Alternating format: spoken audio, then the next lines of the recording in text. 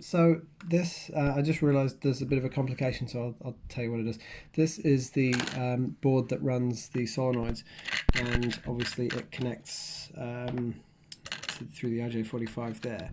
The slight problem is obviously that to get the RJ45 through the hole in the side of the box, you need to take out the gland compressor.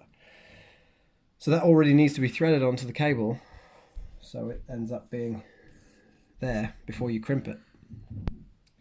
And then it goes together like this, and obviously that goes through that into the board. And then this tightens up. We haven't got all the boards yet, so I mean the intention would normally be, as we're setting these up, we can slide these pieces onto the cable and then crimp it, and we can leave them off the box. Then we come into place with the box, put it together, insert the cables, and tighten those up. That does mean that until we get the rest of those boxes, and I'm not sure when that will be, you can't do any crimping up there. The only thing is